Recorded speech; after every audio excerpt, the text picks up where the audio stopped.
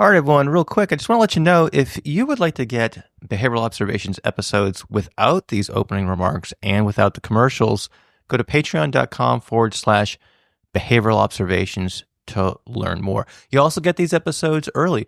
This one in particular, it's been out for several days now. And so if you want to get these episodes again earlier than everyone else and commercial and commentary free, if you will, just the conversation itself, go to patreon.com/behavioral observations. All right, on to this show. As Juliet asks, what's in a name in that Shakespeare play every ninth grader reads, I too put the same question to today's guest, Dr. Caio Miguel. That's right. Welcome to session 287 of the Behavioral Observations podcast. Literary allusions aside, in this episode, Caio walks us through the concept of bidirectional naming and its implications for research and practice. In this conversation, we use his 2016 paper, Common and Intraverbal Bidirectional Naming from the Analysis of Verbal Behavior, as a springboard for this discussion. One of the things I took away from this conversation is to be more careful using terms like tacting, naming, and labeling interchangeably. In this podcast, you'll learn why these distinctions are important. We also talk about why terms like receptive and expressive labeling aren't conceptually systematic and should be avoided in the behavior analytic literature. If that sounds like a hot take to you, please tune in to hear the rationale in more detail, and hopefully it'll make more sense. Caio is also presenting at this year's Verbal Behavior Conference, which is taking place March 27th through 28th in 2025, both in Austin, Texas, as well as virtually through Behavior Live. If you like to nerd out on all things verbal behavior, this is your event. And during our conversation, Caio provides a preview of what he plans to talk about at the Verbal Behavior Conference. So check out the show notes for more information about that.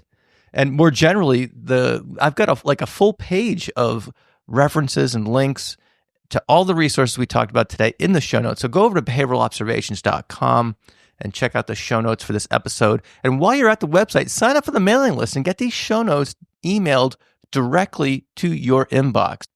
It's very straightforward. I don't send a lot of emails, maybe a couple of emails a month. So again, check out the mailing list if you are so inclined. Before we get to today's episode, I want to let you know that we're brought to you by HRIC Recruiting. So cut out the middleman and speak directly with Barbara Voss, who's been placing BCBAs in great jobs all across the United States for 15 years. We're also brought to you by CEUs from yours truly, Behavioral Observations. Learn from your favorite podcast guests while you're commuting, walking a dog, or whatever else you do while listening to the podcast. New events are being added all the time, and there are lots and lots of discounts if you need to pick up more than a few. In fact, the average discount savings is almost $100. So go to behavioralobservations.com/get CEUs to learn more. We're also brought to you by the Behavioral Toolbox and our latest course, Motivational Interviewing, Getting Educator Buy-In. And I've already talked about the Verbal Behavior Conference and Patreon. So I think that's it for, opening remarks and shout outs to those who make these podcasts possible. So without any further delay, please enjoy this fun conversation with Dr. Caio Miguel.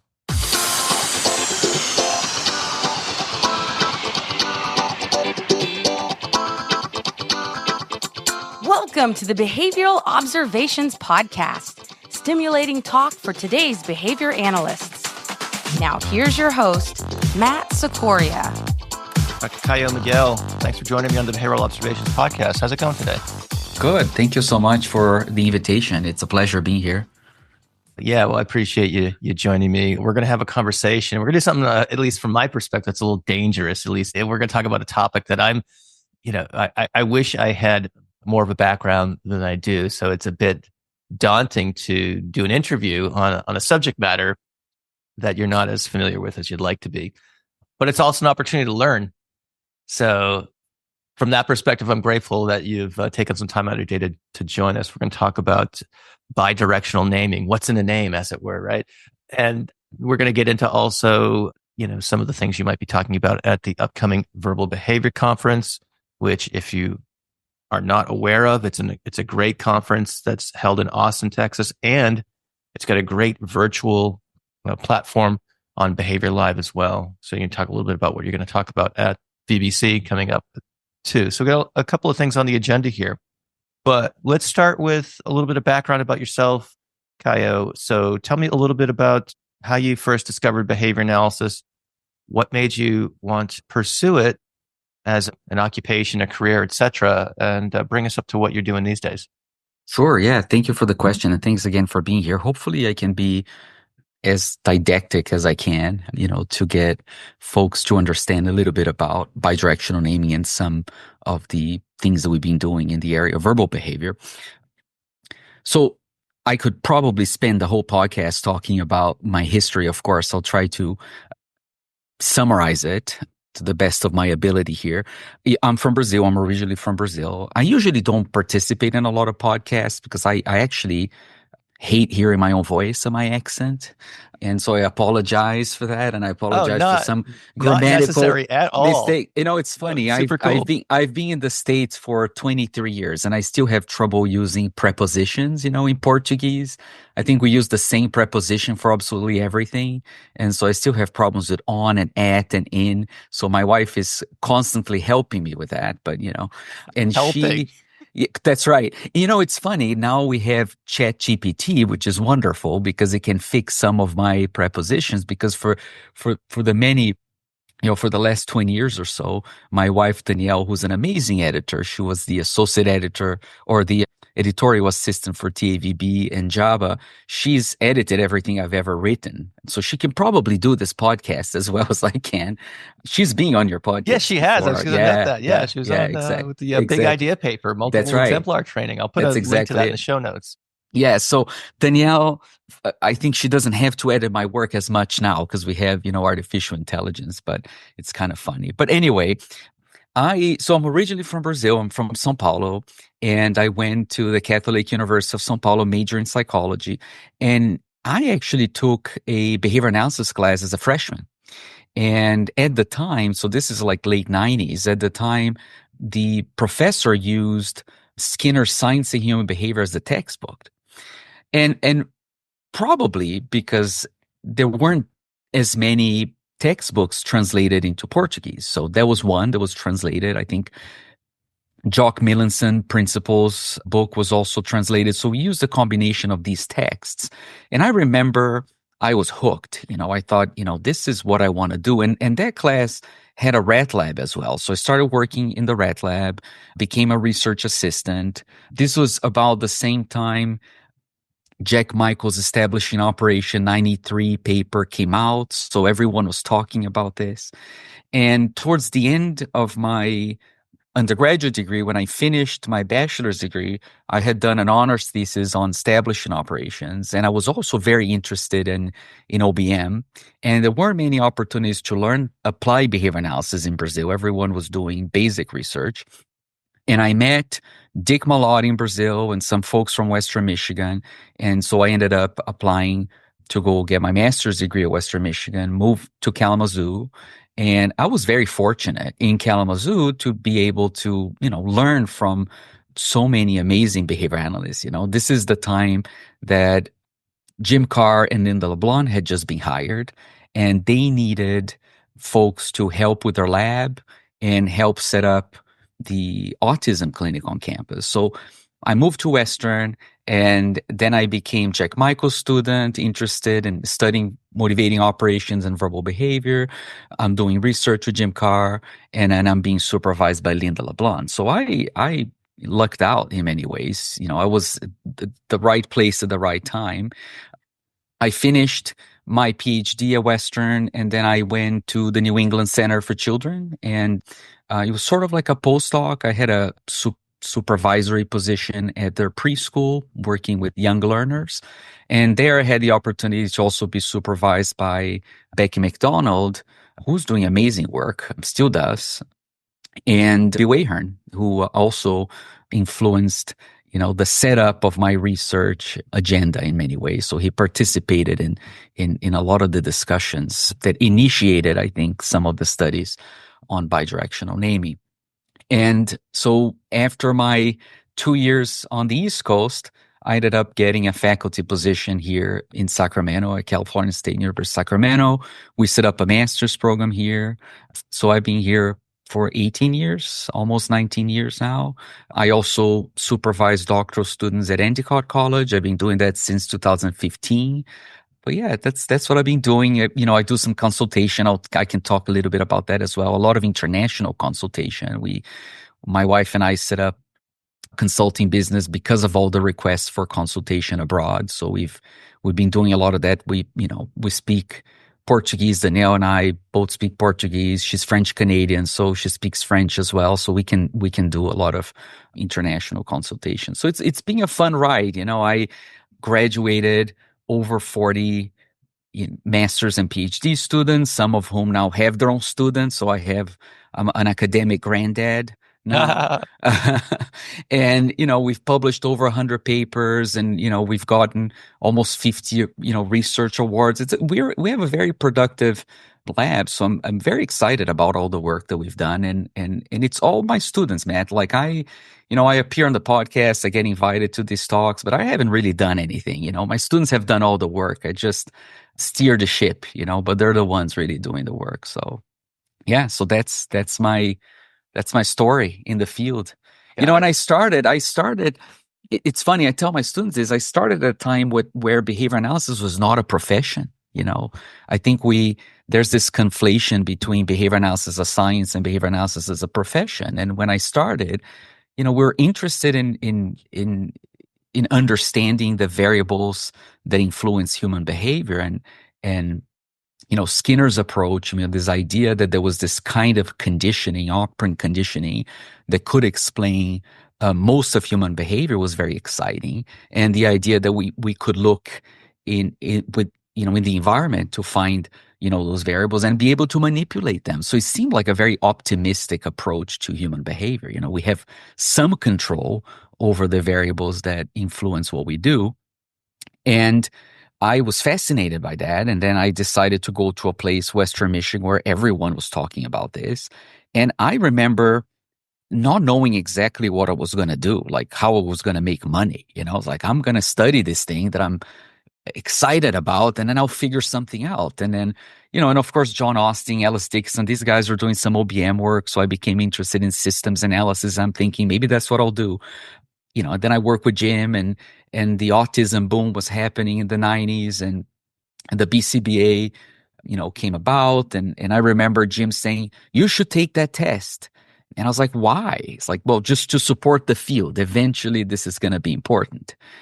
So I did, and you start working with kids, and the rest is history. Now we have a profession. It's amazing to see how the field has evolved over the years. But yeah. Yeah, I suspect I'm probably some age-wise somewhere between you and Jim.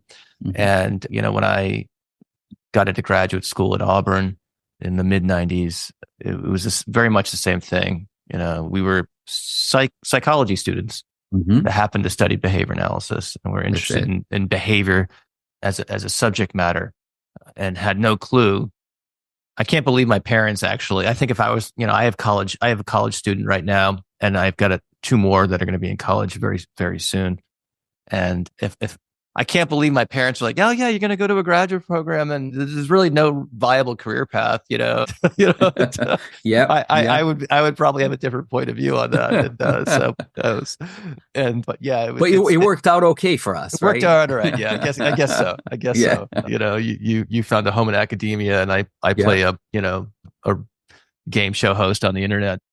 Regardless of your title, if you are a behavior consultant who is working in or with schools and you are struggling and wondering why your interventions are not producing the desired results, you are not alone. Unfortunately, those tasked with improving behavior in schools are too often left to carry the burden by themselves. You are the behavior person, so you take care of it, is the unsaid mantra. But you can't improve behavior and the associated outcomes by yourself. In fact, creating sustainable improvement in student behavior almost always requires changes in the performance of the educators. I'm Dr. Pauly, and along with my colleagues Anika Costa and Matt Sikoria, we are designing coursework called the Behavioral Toolbox. In it, you will be taught strategies grounded in organizational behavior management for consulting in schools in a way that brings out the best in educators so they can bring out the best in the students they serve. If this sounds exciting, be sure to click on the link in the description to sign up for more information. I do want to spend a little bit of time, so I have met a number of people in your, not necessarily, maybe in your cohort or maybe, a couple of years above and below. Mm-hmm.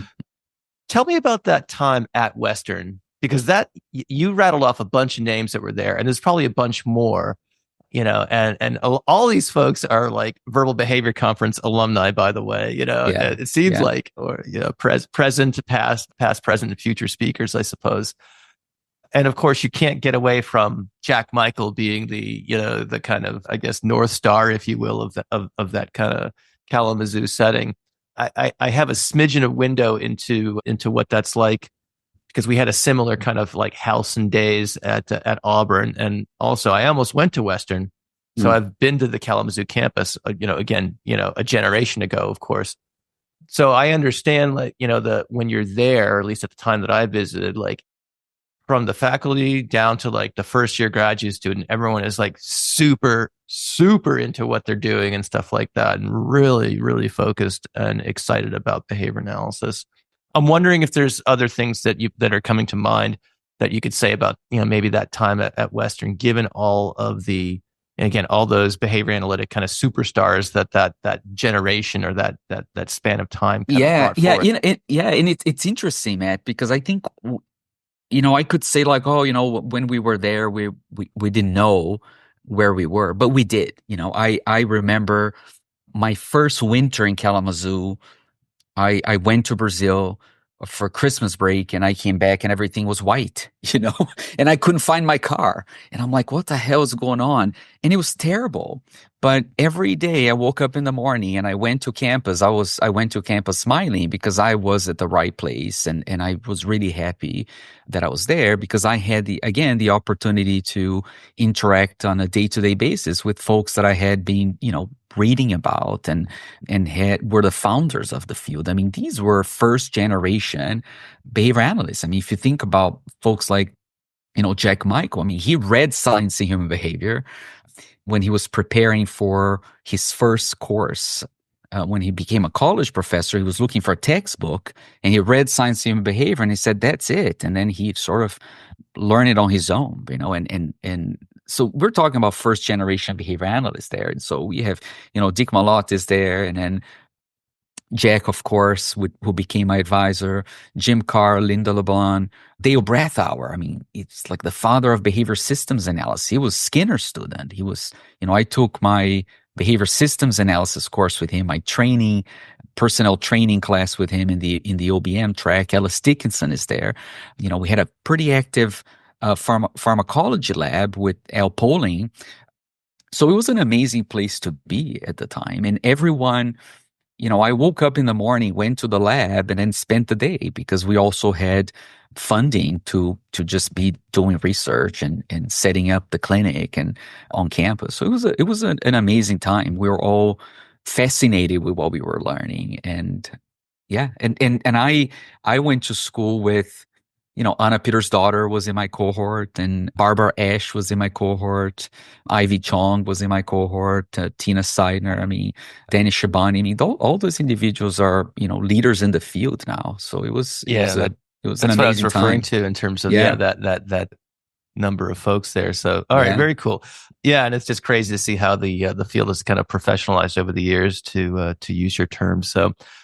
Well, I appreciate you taking that little historical sidebar there. I just love to share some of the history of our field with the audience where we can, just given the contrast with, kind of where those opportunities, it's just a totally different ballgame these days. So yeah. And I want to get back to some of your consulting work. Maybe we can get into that a little bit later. And I certainly want to hear some stories about Jack Michael. But let's get into the naming piece here. And you were nice enough to share some representative papers with me to help me prepare for this conversation. And one of them I chose to really focus on is the 2016 paper in the analysis of verbal behavior called Common and Intraverbal Bidirectional Naming. And again, just not to be redundant here, but, again, I broach this with some trepidation, because, when I hear these things, it just, sometimes if I don't, I'll read these papers and I'm like, all right, I think I got it. Then I walk away and then I see something that distracts me and it's like, okay, it's all messed up in my head now. So I appreciate this opportunity to maybe clarify and educate not just myself, but the listeners here. But there are a couple of broad statements in the paper I think that might set the table for the conversation. Sure. And they caught my eye, and I'll just read them here, and then we can move on from there. But one sentence is, naming is tacting with understanding, right? Mm-hmm. And then the other one, I think it's a sentence or two after that, is naming is a higher order general operant with essential implications for the development of verbal behavior. Mm-hmm. So these are lofty statements, Caio, right? Yeah. So there's a lot, so I'm there's a lot to unpack, as it were. So maybe a good place to start is to start just disentangling some of these terms. I know you talked about in the paper, there are, you spent a lot of page space distinguishing between tacting and naming and labeling and some other terms and whatnot. So let's start there, I suppose. And give us a foundation. And I'll give you a little bit of a history of why, that paper came to be as well. I think that's important for, the listeners. So the term name and naming, naming has been a technical term in behavior analysis for a while, at least since 1996. So if you think about Skinner's book, Skinner wrote Verbal Behavior in 1957. The book has been controversial, of course, within and outside of behavior analysis. But the book had played and still plays an important role. I mean, here's Skinner trying to interpret the most complex behavior of all, language, using the principle of operant conditioning. And that was a challenge for him. It was a challenging book to write. It took him a really long time. And I think he succeeded in saying, this concept and these principles that I have developed in the laboratory over the past few years, they can be used to explain language. I don't have to rely on hypothetical constructs to explain language. I can think of language as a product of environmental contingencies. He does that very well in the book. It's a great book if someone wants to understand radical behaviorism. I use it in my radical behaviorism class and my verbal behavior class, and I think it has an important purpose there. Skinner never really describes how these verbal operants developed in typical child caregiver interactions. He hints it, but he doesn't talk much about it. Well, Horn and Lowe, Pauline Horn and Fergus Lowe in 1996 wrote this paper, the seminal paper that was published in JAB. Now, the paper is massive. It's a 30-page paper. It generated over 20 replies from a lot of very well-known behavior analysts. So no one is going to go sit down and read that paper, And of course, I'm at Western. I'm in grad school. I'm interested in verbal behavior.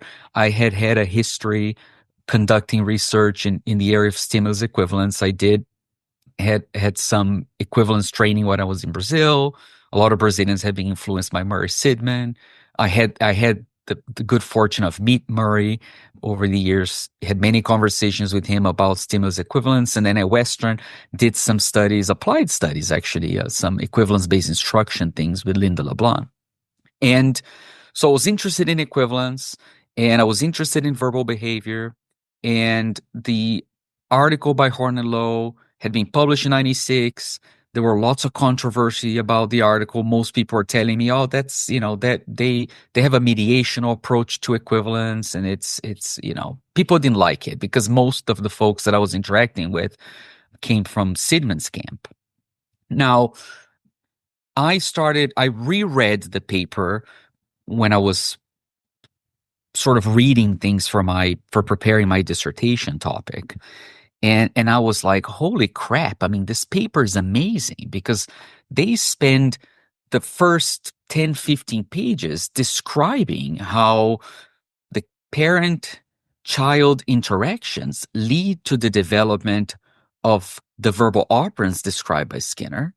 And number two, they describe how these verbal operants interact in a way that typically developing kids can learn simply by observing parents talk about objects. Now, in one of the previous episodes, you had Jean Moore here say, listen, there's this thing called naming experiences and verbal behavior development theory, and I've been using this with my clients, and it's amazing. Well, Horn and Lowe talk about all the variables that may lead to this type of incidental learning. So Jim is right; it is amazing, and so I'm reading this, and I'm like, this is incredible. And so I decided to do my dissertation on the topic and, spent many, many years studying bidirectional naming. And it got to a point around 2016 or 15 or so that I'm talking to my students and I'm saying, number one, I need a didactic paper to introduce the concept of bidirectional naming, so I don't have to get my students to read a 30-page paper that talks about RFT and equivalence and a bunch of other stuff that might not be as important to them. I really want them to understand how the verbal operands interact to lead to this repertoire that we refer to as bidirectional naming that has important implications for incidental learning. So I need to write a didactic paper. And on top of it, the term naming as a technical term, it's a complicated one because it's a common term. We use naming on, our typical interactions. Kids are naming things. We name things. We label things. So using the term naming as a technical term was complicated.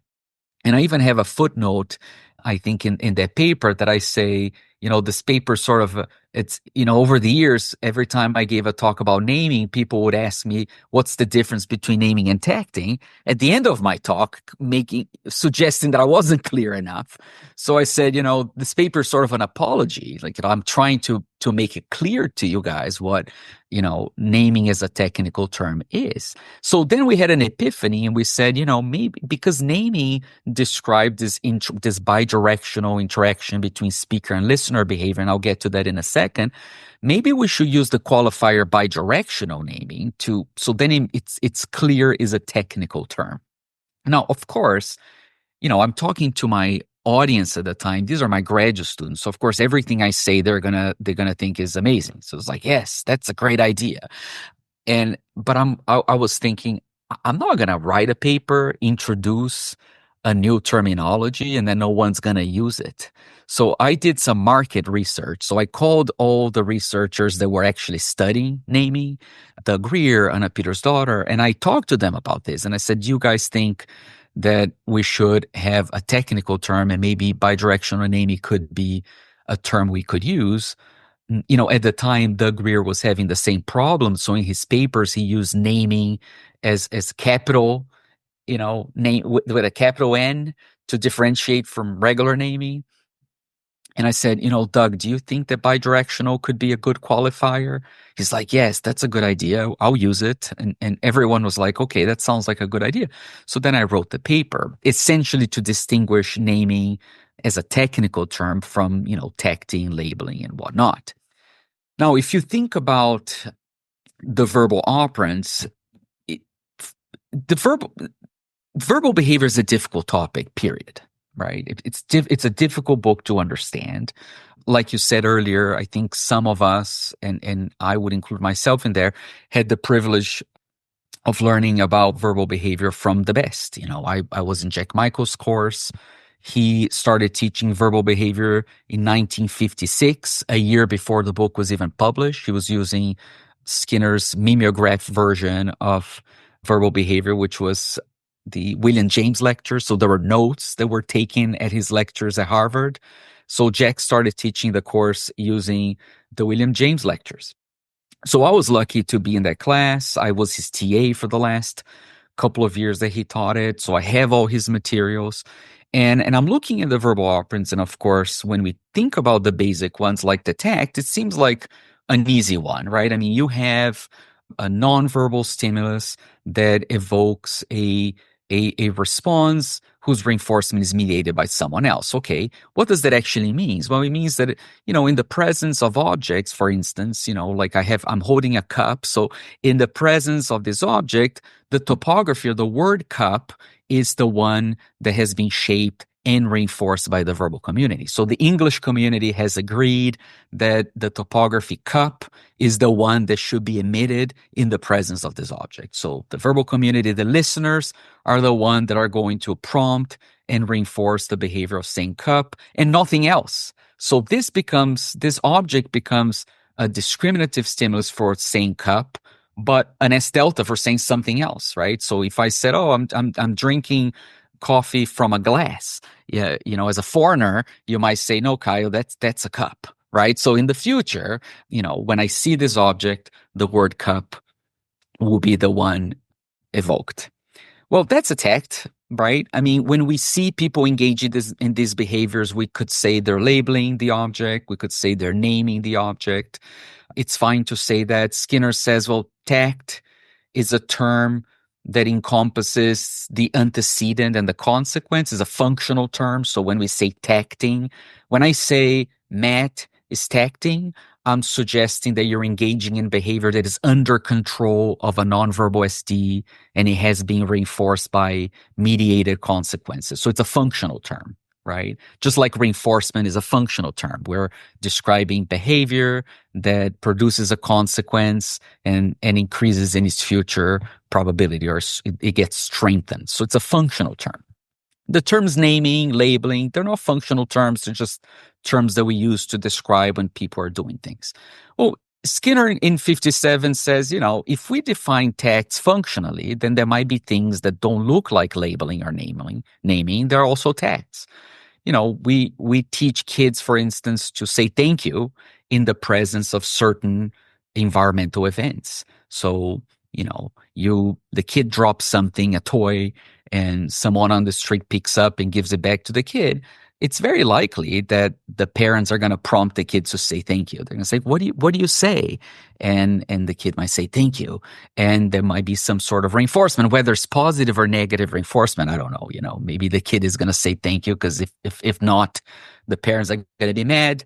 But regardless, what will happen is that next time when the kid sees someone doing something for them, the kid will say thank you.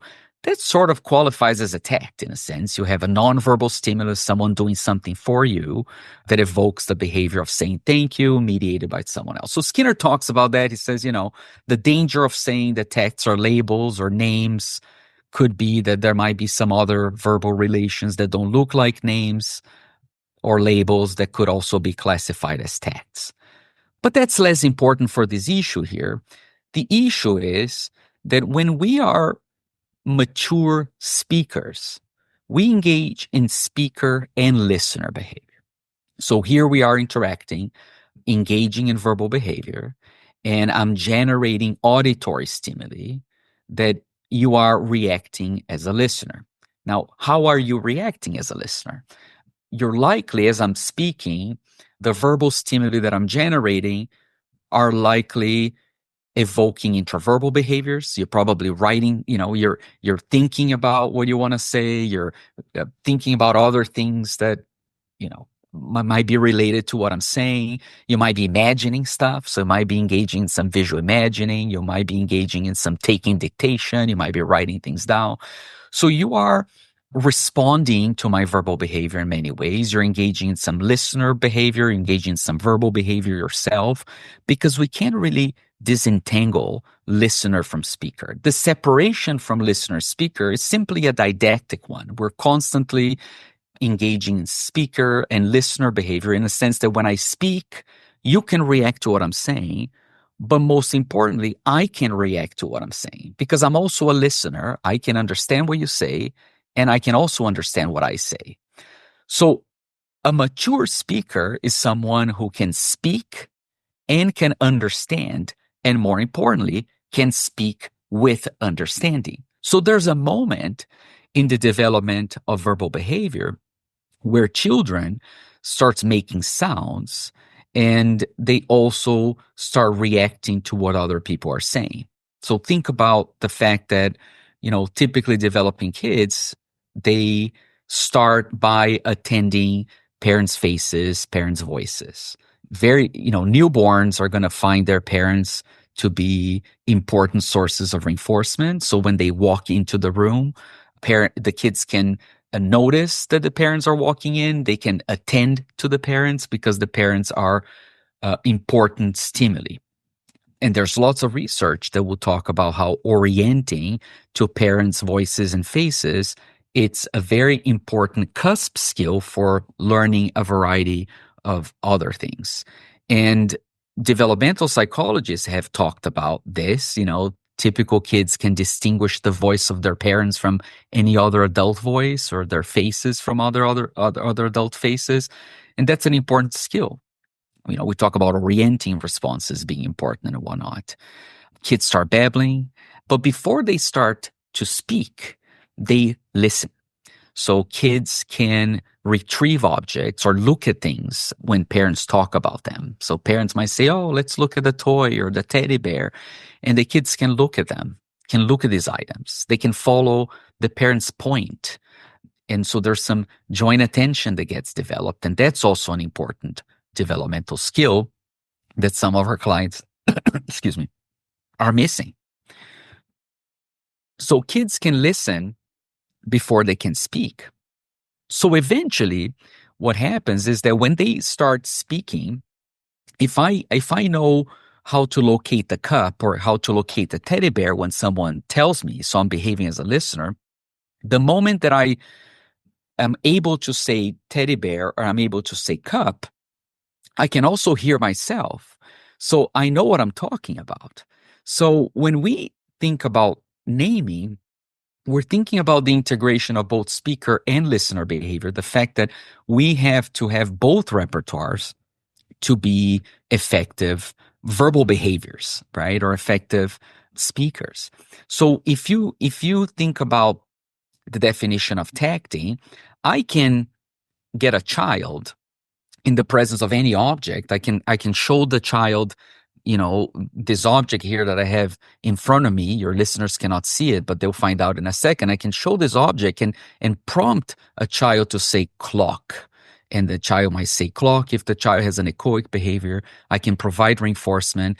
Reinforcement is a very powerful tool. In the future, if I present this object, the child will say clock again. We can say there's a tact. But is the child understanding?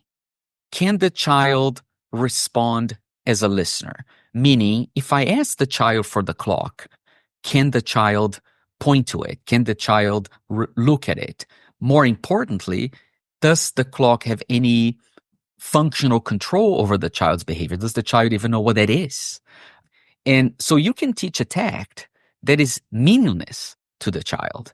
You can teach any verbal behavior that is meaningless. I can write down the word truck and teach a child to say truck in the presence of that printed word. That's textual behavior by definition. But is this meaningful to the child if the child doesn't react to the printed word as a listener? If the child cannot see the printed word, say truck, and imagine a truck, or locate a truck in that environment. So the integration of speaker and listener behavior, it's something that happens during language development. That integration is what we refer to as the bidirectional naming repertoire. So there's going to be several different skills that need to be acquired for the child to be able to speak with understanding, to have this speaker and listener behavior integrated. And this integration, and this is the fascinating part, Matt, this integration has implications for subsequent acquisition of verbal behavior. Myself and many other researchers have found, for instance, that bidirectional naming and this capacity to speak with understanding has implications for reading comprehension, has implications for incidental learning, has implications for problem solving, because when we're solving problems, especially if we're solving problems verbally, we may be engaging in a sequence of verbal responses. So we have to react to the things that we said, right? So if your significant other tells you to go to the grocery store and pick up several items, you either write it down, so you're engaging in verbal behavior, right? taking dictation. And then when you go to the store, you open your phone and look at the notes. So now you're engaging textual behavior, and then you're reacting to the things that you wrote in many ways as a listener by going and retrieving it from the shelf. Or if you're just self-echoing, if you're in the car and my wife calls and Danielle calls and say, "Hey, Caio, I need you to stop at the store and get some basic items like wine and cheese and toilet paper," right? The essentials. The essentials. I'll go to the store. I'll be probably self-echoing in the car. I'll be like, "Okay, I need to get wine and cheese and toilet paper and milk, whatever." So when I'm going through the aisles, I'm engaging the self-echoic, so I can engage in speaker behavior. I can echo, but most importantly, I can react to the things that I'm saying. Right? I can hear myself say wine, and that's gonna evoke some behavior on my part. So again, that's bidirectional naming: speaking and reacting to your behavior as a listener. So we have plenty of studies now showing the implications of bidirectional naming for problem solving, higher order cognitive processes like analogical reasoning. We've done studies on that.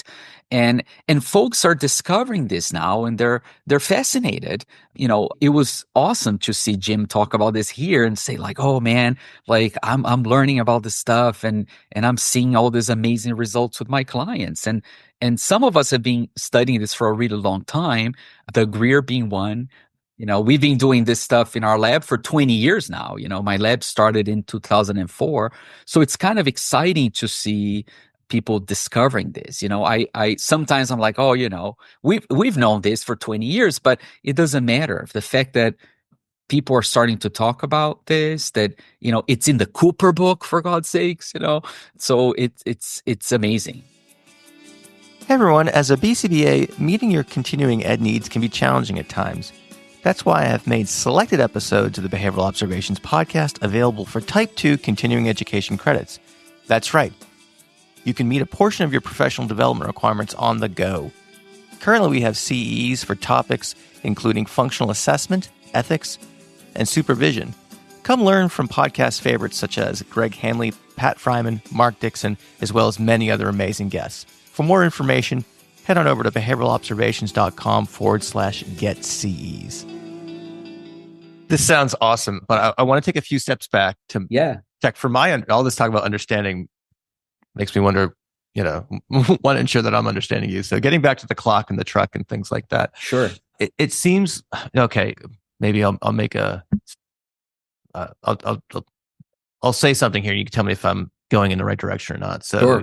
Understanding, like when you're going through that whole exercise with the clock, it seemed like the way in which you were discussing that involved testing for the presence of, the various verbal operands.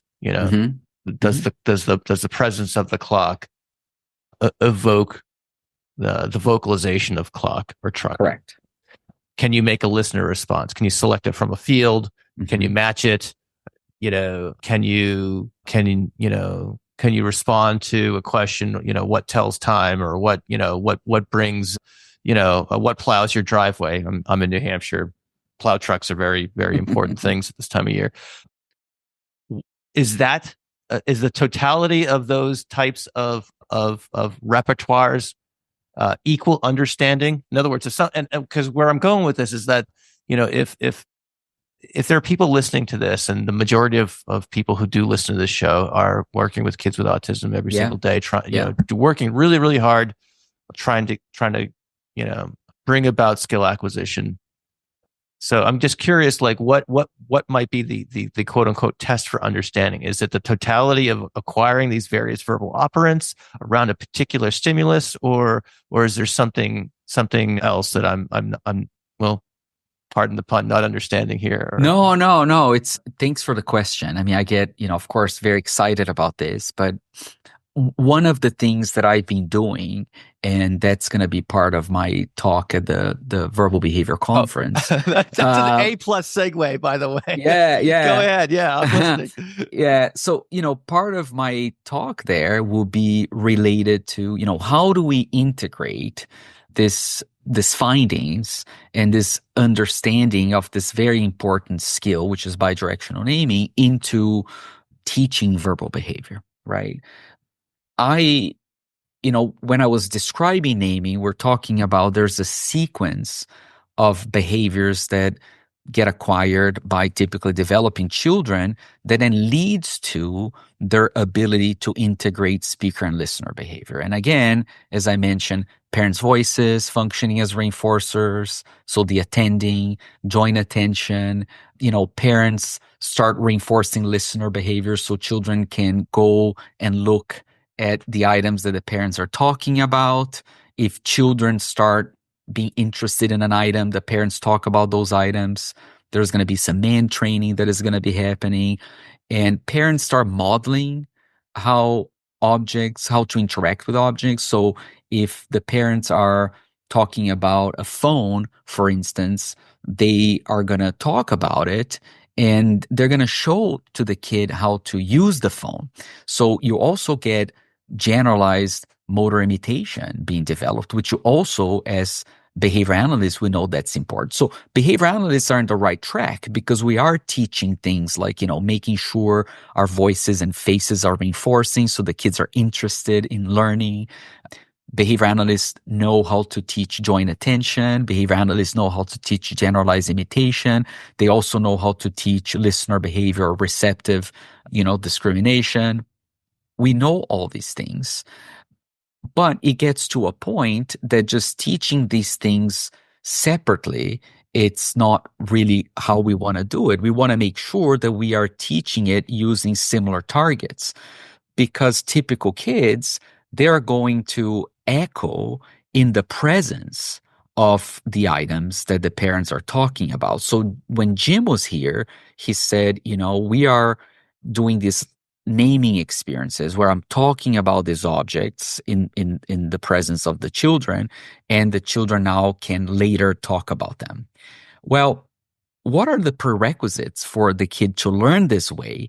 And again, typical kids learn this way because at some point they start to echo what the parents are saying while they're looking at the objects. So they can echo the word cup while looking at the cup. So if dad is talking about cup, I'm looking at the cup and I'm saying cup, and that leads to the development of tact and all of that. So when you think about early intensive behavior intervention, I need to think about teaching all of these skills. So the children are engaging in echoic behavior, with the topography of the item that I'm talking about. So if I'm teaching about the cup, the kid needs to be able to say cup. The kid needs to be able to look at the cup. The kid needs to be able to drink from the cup. And of course, the child needs to be able to say cup in the presence of the item. Integrating all of these different repertoires leads to the child actually understanding what the cup is about, rather than teaching these operands independently and then ending up with a lot of rote responding, right? And I think understanding how verbal behavior develops and how these important cusp skills like bidirectional naming leads to incidental learning is important, because we have a finite amount of time with our clients. We can't teach them everything they need to know. We need to teach them to learn, right? So we call it learning to learn. I'm programming so my kids can learn from the natural environment. So when you're asking, how do I make sure that the kids understand the things that I'm teaching them?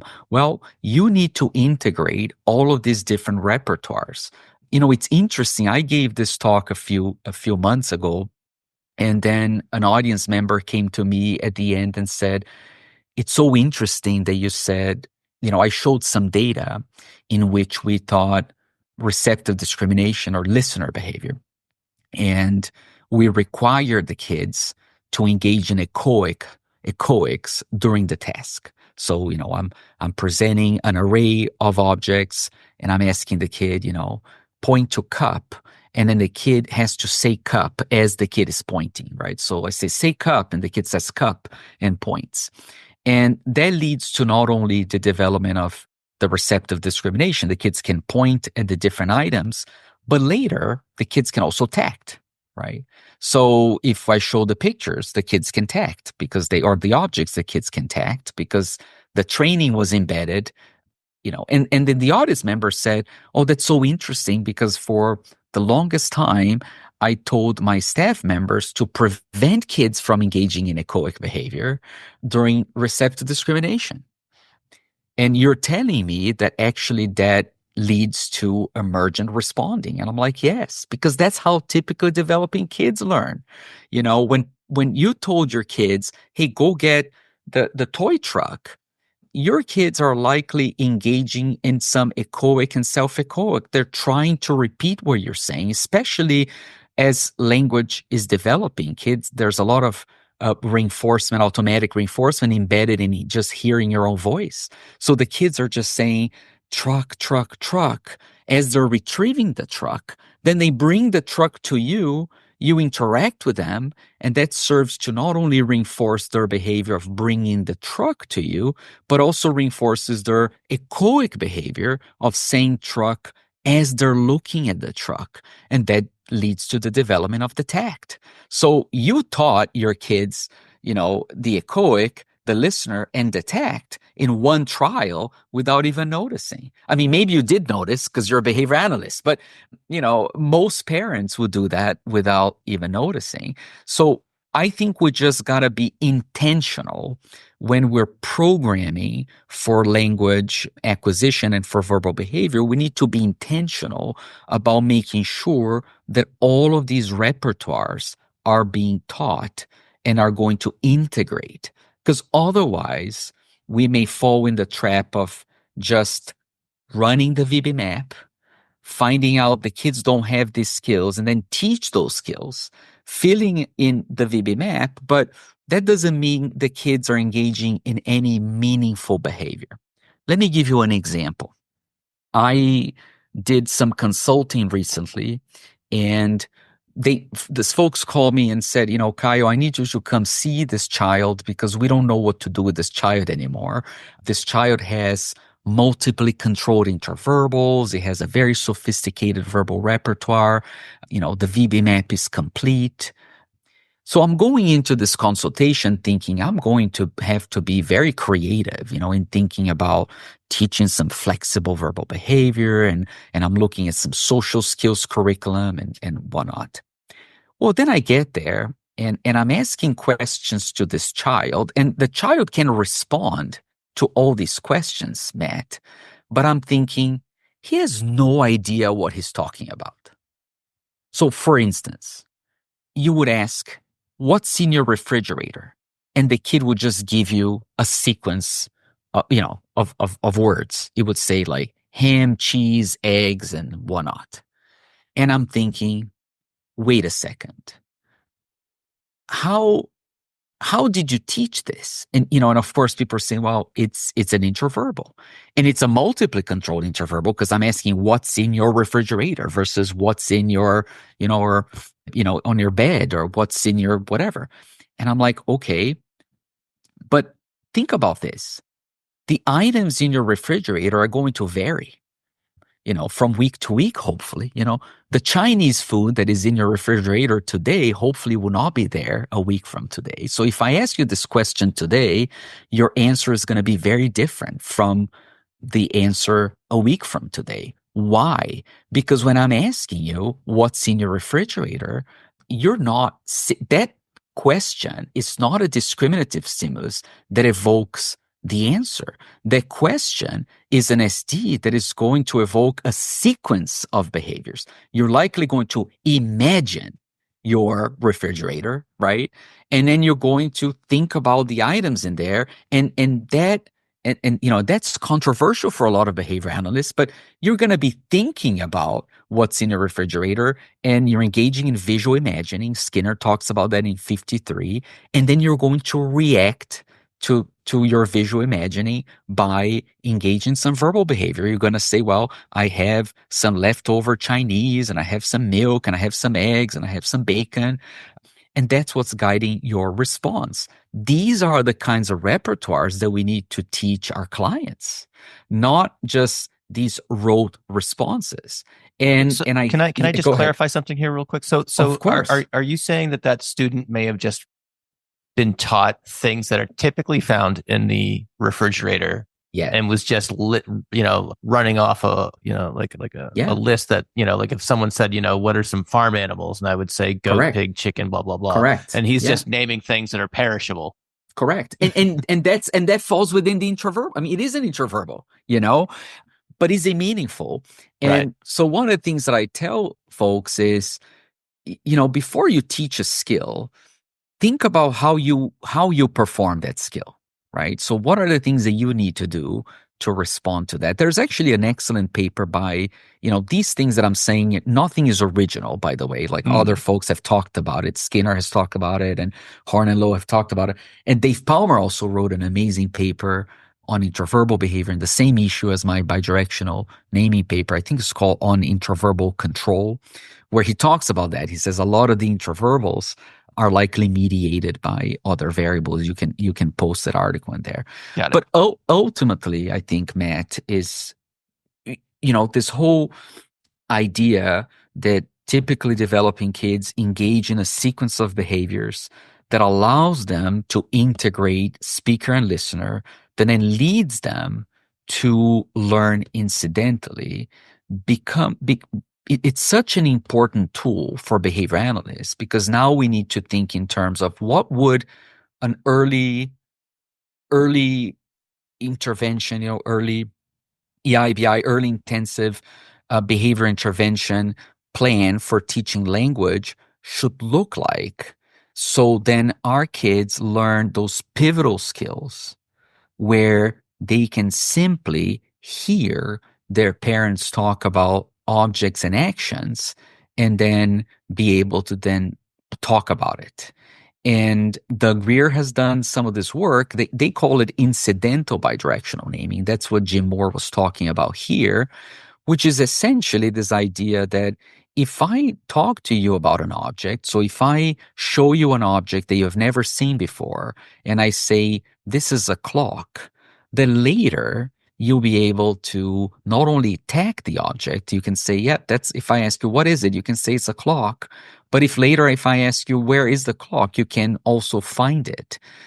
A lot of the research on instructional feedback sort of relies on a bidirectional naming repertoire as well, because with instructional feedback, they're suggesting when you're teaching a child something, right? You're teaching a tact or something, then, as part of the feedback, you just say, this is a cup and it's also something you drink from. And then later, if you ask the child, what is something you drink from? The child can say cup. Well, how can the child do that? Because the child can echo and it can attend to what you're saying, and it has all these component repertoires that make up this bidirectional naming skill. So this has, a lot of implications. It's a complicated term, but it's an easy concept.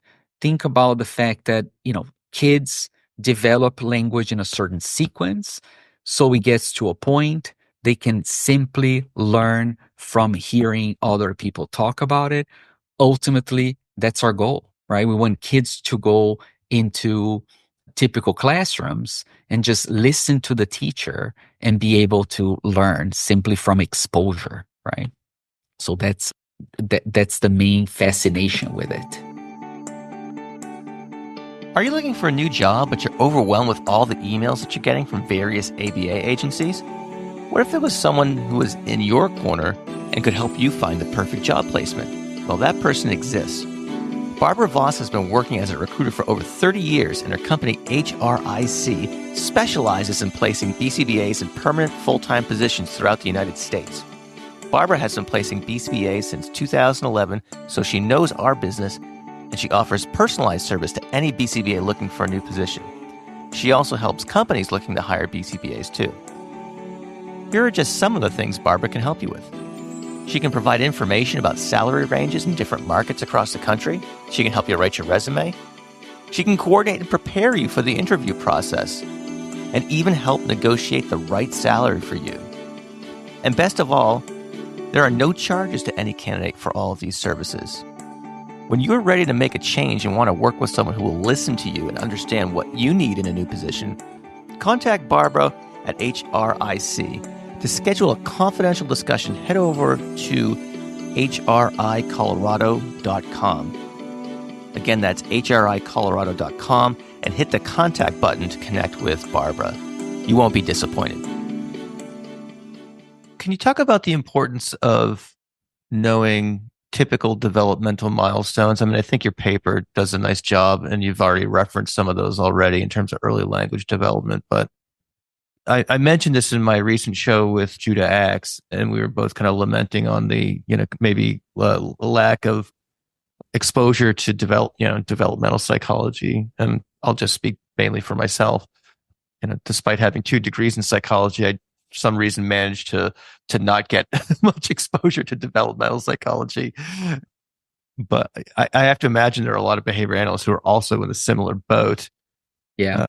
I don't know. I don't know if there's a question in there or not, but yeah, no, it's a problem I see, and it's a problem I've struggled with, and I know there's been behavior analytic efforts to address that, like Hank Schlinger's book and perhaps others, but I don't know. Yeah. What you spend a lot of time, training the next generation of behavior analysts. What do you see?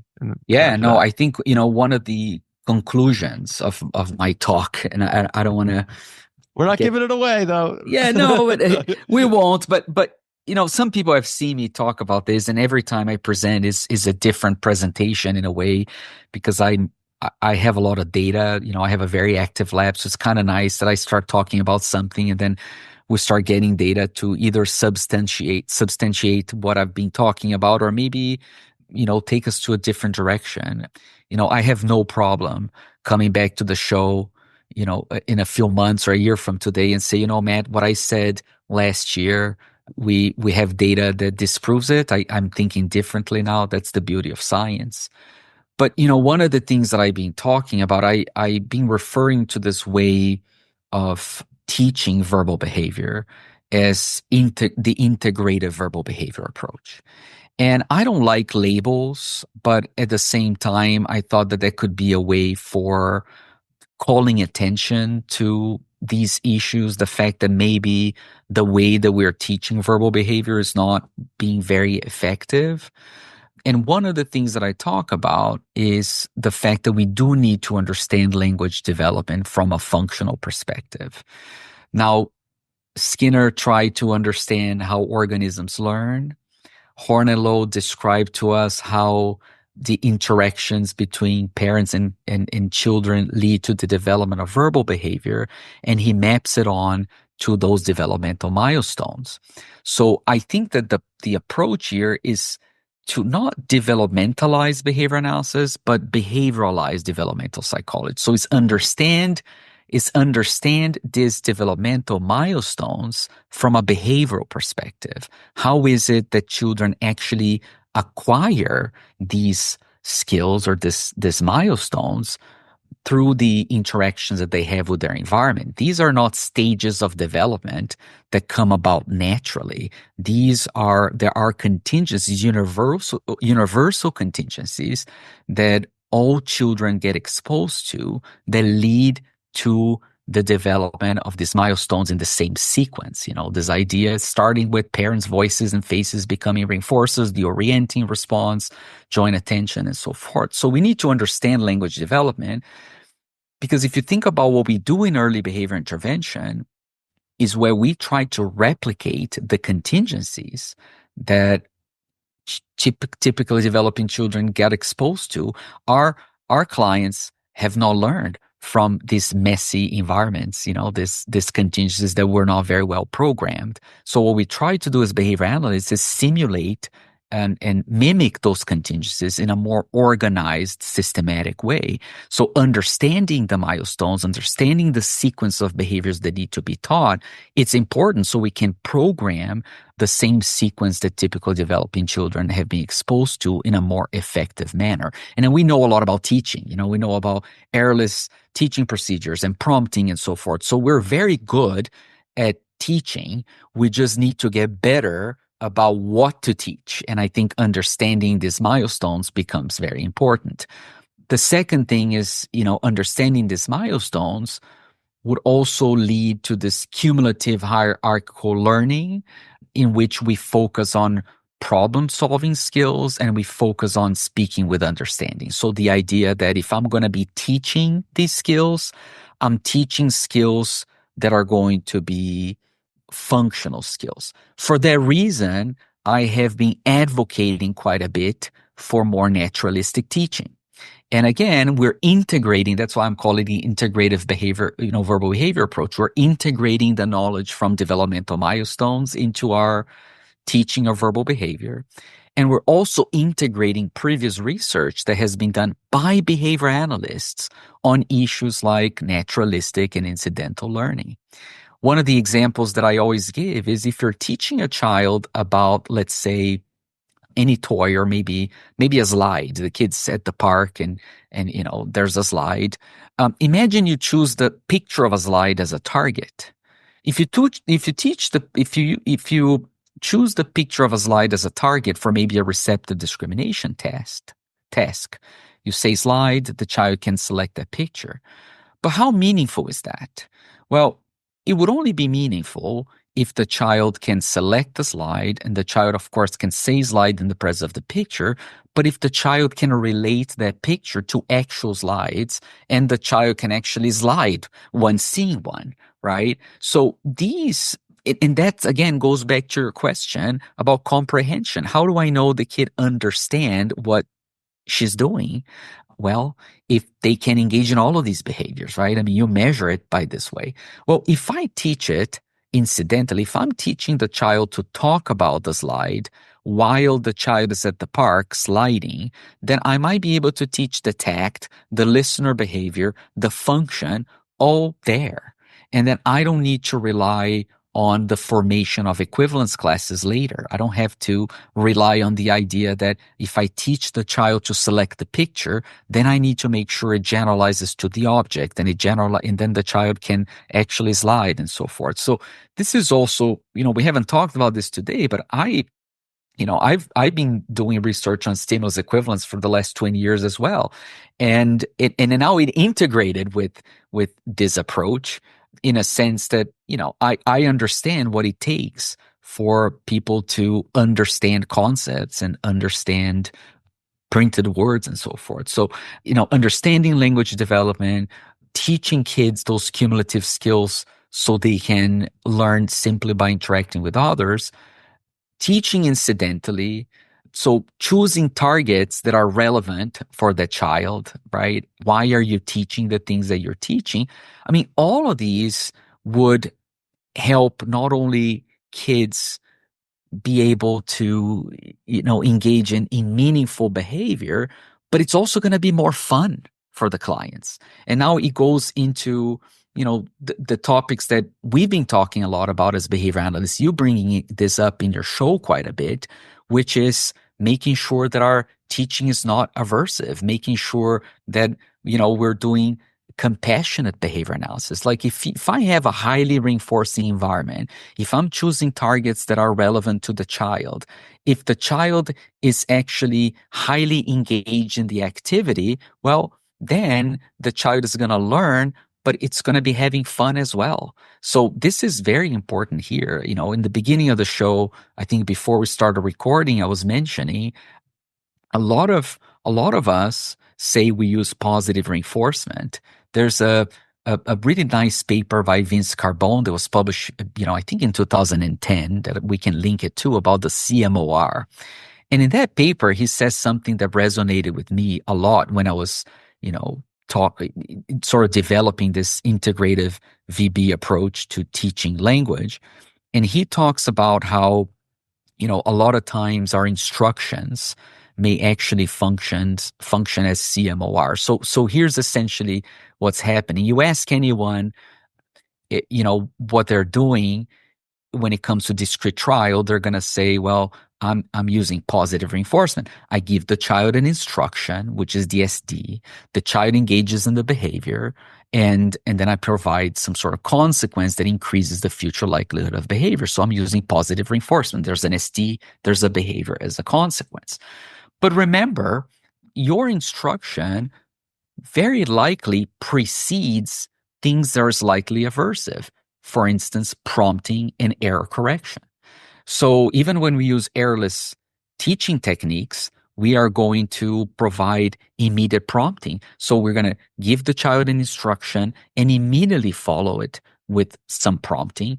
And we have found that prompting and error correction can be quite aversive. So if that's the case, then your instruction now precedes something aversive, right? So then when you give the child the instruction is a warning stimulus. The bad things will happen. How does the kid get rid of the bad things? By engaging in the behavior that you're requesting, by complying. So it might be that the child is engaging in the behavior that you're requesting the child to engage in to escape your instruction, to avoid error correction and to avoid prompting. And if that's the case, it looks from your perspective that you're using positive reinforcement, but as a matter of fact, you're using negative reinforcement. And how do I know this? Because a lot of the kids that we work with, their reinforcer is terminating the task. They want to break. They want to, run away. I always tell this anecdote that when I started in behavior analysis, I worked for this child and I would walk into the child's house and then a few minutes later, the kid will pick up my bag, put it at the door and say, bye-bye, Caio, right? So that tells me I was doing something wrong because I should be, if I'm actually using positive reinforcement, I should have been paired with reinforcement and I should be the kid's favorite person. So if the kids are not running towards you when you arrive, something is wrong, right?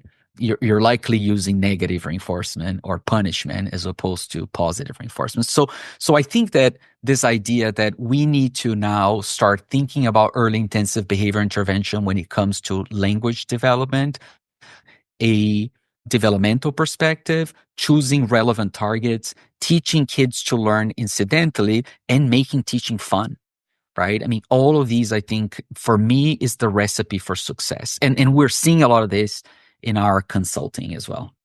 Well, I was going to ask you, what are some of the practical implications of all of this? And I think you answered the question before I had a chance to ask it, so quite seamlessly. So that was those are some really, I think, concrete examples that listeners can take from this conversation.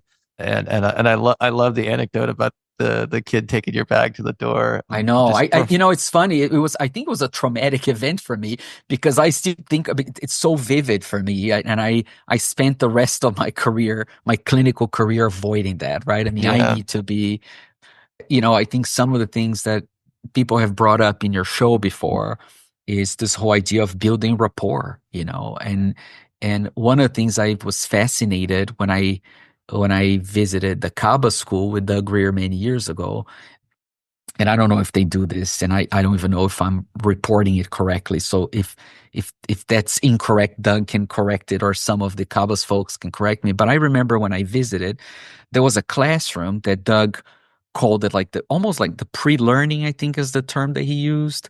And essentially, he was saying a lot of the kids, when they first get enrolled in the program, they still do not have the prerequisites for learning the things that we want to teach them.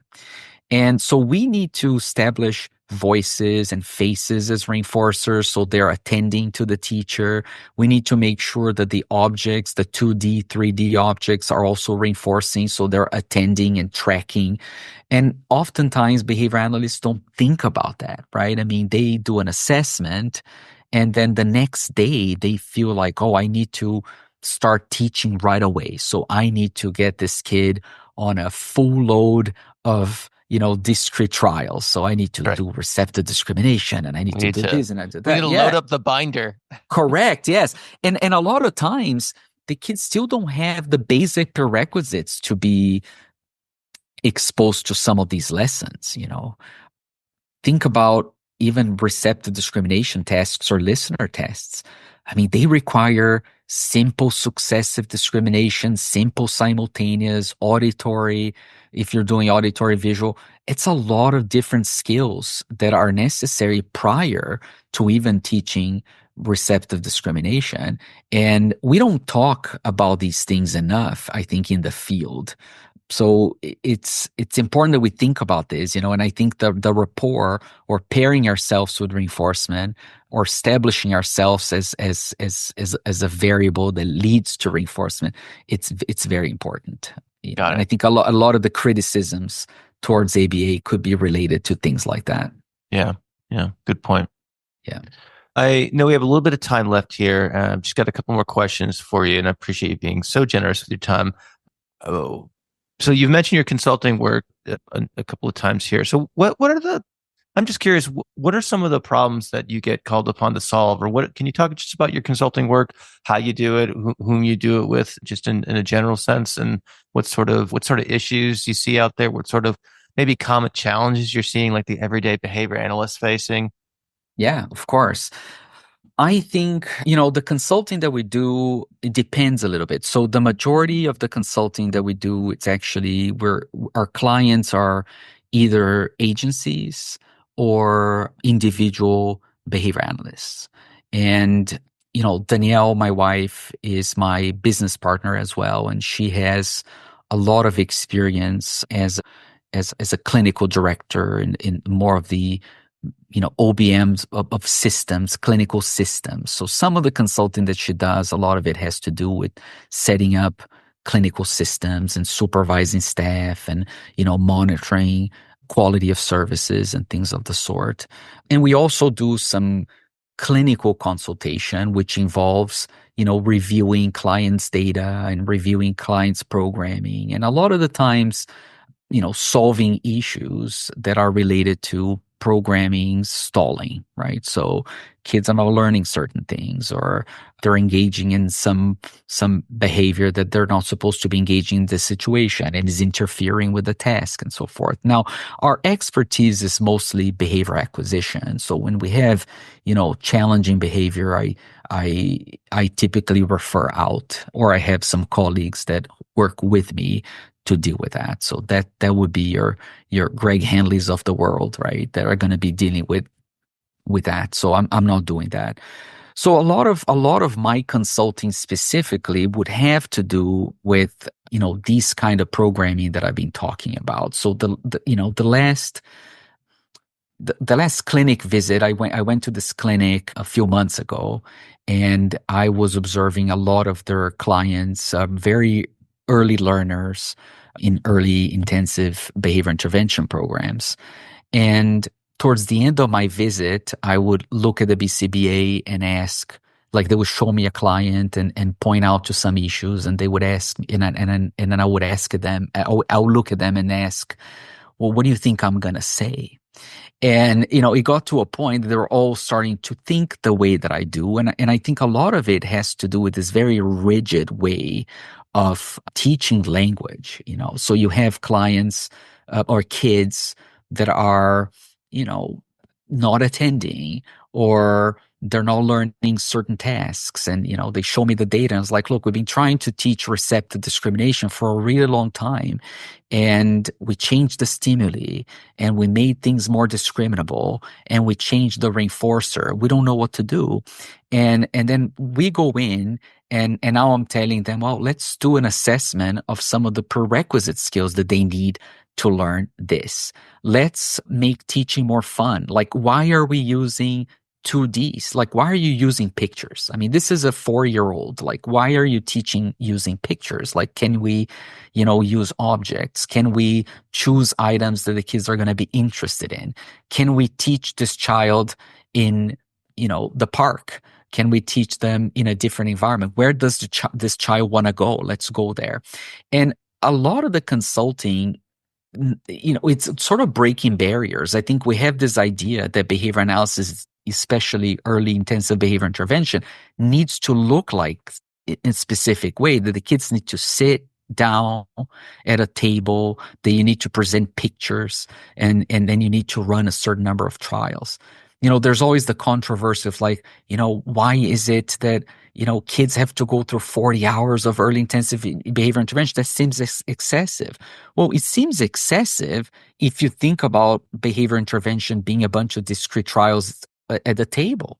But, if you're teaching the parents, the family members, the therapists to engage in a lot of to identify learning opportunities at all times. So the kid is in the kitchen and, and he's hungry and he shows an indicating response. Well, can you teach the kid to request for the item? Can you teach the kid to now use the item? So you're teaching the task analysis for making a sandwich. You're teaching the kid to talk about the sandwich, to eat the sandwich, to open the fridge. So I think that a lot of the transforming the way that we look at early intensive behavior intervention to make it a little more natural. I joke with my clients and I say, my goal is for the kids to not even know that they are learning. It doesn't look like, when you see me interacting with the kids, you'll be like, Caio's not doing anything. He's just like playing with the kids, That doesn't seem like there's any learning going on. And at the end of the visit, I'm going to show you a data sheet filled out with, a lot of texts and intraverbals and mans and listener discrimination that happened during that session. So I think, a lot of the consulting has to do with, addressing barriers and rethinking the way that we teach language. And I think that's what we're going to see, Matt, in the next few years. I'm not the only person thinking about this. Alice Schillingsberg, who is someone I respect quite a bit. She's done a lot of the research on applied verbal behavior stuff. She's been doing this work for much longer than I have in terms of, teaching incidentally and teaching these prerequisite skills and teaching kids to learn. Sarah Frampton, who was one of my master students, then worked with Alice. It's also been thinking this way, doing a lot of this work. My wife, Danielle. So we're all thinking that this is the way that the verbal behavior instruction is going to look like in the next few years. And we are also preparing materials for BCBA. So, it's not enough, I think, for me to come to your show or, to give talks all around the world. Clinicians, BCBAs need better directions. They need something tangible that they can use, that they can guide what they're doing in the clinical setting. So we're working on these things. There's going to be big unveil of a different version, an additional version of the VB map at ABAI this year. I'll talk a little bit about it at the VBC conference as well, where we're starting to develop an assessment to look at this generative learning skills. So the things that I talked about today, including bidirectional naming. And we're working on protocols as well for how to teach these important skills. So I'm very concerned also to give clinicians tools so they can teach their clients to speak with understanding. I know you don't want to make this an infomercial for your consulting services. However, I'd be happy to put so if people are interested in what you're, this type of support, what's a good place for them to find you? And I can put that in the show notes as well. Yeah, I mean, we have a website. It's called verbaliconsulting.com. I can, give you the link. Well, the other thing that there, then. Yeah, thank you. The other thing that I wanted to plug in, if I can, there's a lot to be done. We don't know that much. Behavior analysis is a very young science. The area of verbal behavior has developed tremendously over the past few years. I think, a lot of my work has been informed by bidirectional naming, Sidman's equivalence, some of the developments in relational frame theory. And there's still a lot to be done. There's still a lot we don't know. And there are not that many verbal behavior research labs out there. People say, Caio, your lab is very productive. I'm like, yeah, but I don't have a lot of competition either, But we need more students, So if those of you are interested in verbal behavior, if you're an RBT and you're thinking about a master's program. Applications are due January 15th. And if you're interested in getting your PhD in behavior analysis, I also supervise students through Endicott, and I'm always looking at individuals interested in language and generative verbal behavior, to work in our lab and to work with us. I'm very fortunate, Matt, to have an incredible group of researchers working with me. Technology is amazing. We're having this conversation. I'm on the West Coast. You are on the East Coast. I have lab meetings Friday mornings for about 3 hours, and I do it hybrid. So some of my students are here in Sacramento, and then I have folks from all over the world actually attending. So I have students from Endicott who are in Hawaii and Louisiana, but I also have research collaborators who come. I have some Andresa de Souza's in Missouri. I have some faculty and students from Japan. It's 3 a.m. for them, and they're attending the meeting. I have some researchers in Norway. So we built a really cool community, right, to sort of talk about these issues and try to advance our understanding of language from a behavioral perspective. And ultimately, it's really about improving the lives of the clients that we work with. Very cool. It's not about my consulting. It's not about my research. It's really about the legacy and how we're going to improve the lives of these clients. Right on. All right. We just got a few minutes left here. I want to give you the opportunity. If you have any advice for the newly minted BCBA, I would love to hear it. You've dispensed a lot of great advice already, so we can certainly just be satisfied with what you've contributed thus far. And I'd be remiss again if I didn't ask you for a good Jack Michael story. So you could take this final question in any direction you want. Sounds good. I'll try to answer those two very quickly. And I apologize. I ramble a lot and I talk a lot about stuff. So I hopefully it was all understandable. It's really difficult to. It's fascinating stuff. Summarize things that I've been doing for the last 20 years in about an hour, but I can go so many directions. I'll let you in on a little secret. The audience tunes in not to hear the host. So the ratio of host to guest contribution sounds good. Seems just about right. So and please, the listeners can give me some feedback as well. As I mentioned earlier, I don't do this very often, so I'm kind of timid when it comes to having things that I say recorded. But, one, I think behavior analysis is complicated. And it just is. Human behavior is complicated. So, people sometimes say, Caio, but all this motivating operation things are complicated. All this bidirectional naming is complicated. This RFT stuff is really out of reach. What do we do? And, it's a lifelong learning. I'm still learning. Everyone should think about it this way. I was always fascinated by things I couldn't understand. So I had a motivation where if I read something and I had no idea what it was, then it became a mission for me to understand that. Maybe that's why I studied, naming and equivalence.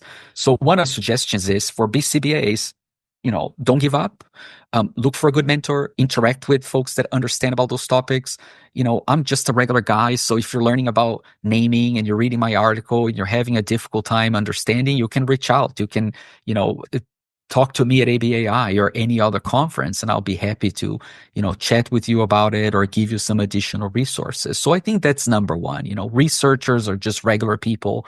You can just talk to them at any time. And I have Charlie Catania coming to my lab meeting in the beginning of January because I have some issues about what a generalized operand is. Like we talk about naming being a generalized operand simply because once kids acquire it, they can now learn speaker and listener behavior without direct instruction. But I'm like, what the hell is a generalized operand? So I'm having like this crisis about what that actually is.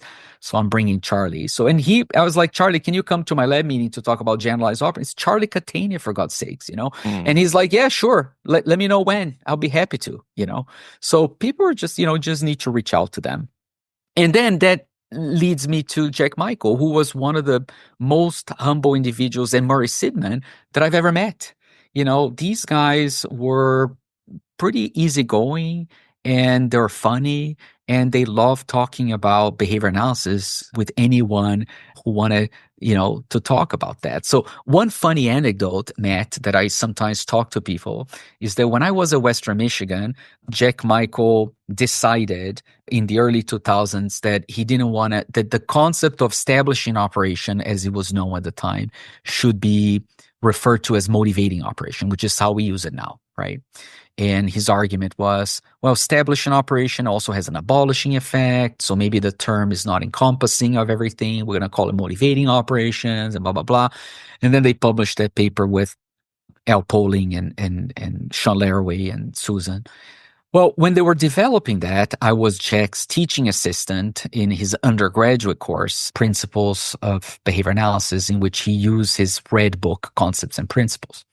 And before introducing any new term, and Jack introduced many, right? He's the one who reintroduced the concept of automatic reinforcement, codec and duplicate, motivating operations and whatnot. So before introducing a topic, Jack would say, I want to teach it in my undergraduate course to test it, to see if students are going to understand it, to see if it's going to be easier to understand it this way. So I'm going to introduce the concept of motivating operations in my undergraduate courses to see it's field testing it in many ways.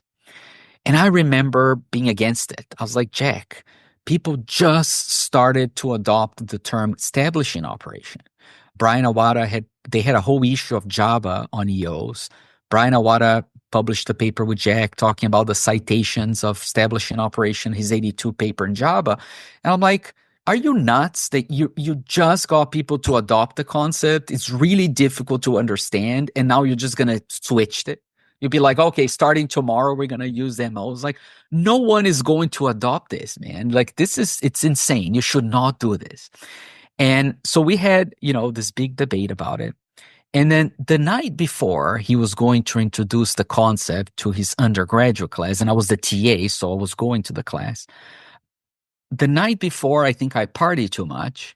So when he was introducing the course, the concept, I wasn't feeling so well because of, the night before. And as he puts the slide on the motivating operations, I have to leave the room because I'm not feeling good. So for the rest of my career, Jack would tell people like, Caio disagreed with me so much that before I started, he left. Like he didn't even want to hear about the motivating operation concept. He left right before and I told him, like, I wasn't feeling well. I was like, no, you just didn't like the MO concept. Then of course he was right and I was wrong. Everyone adopted the concept and I was able to write, the chapter with him for the latest edition of the Cooper book. But I was not sold, when he made the change, but he was a cool guy.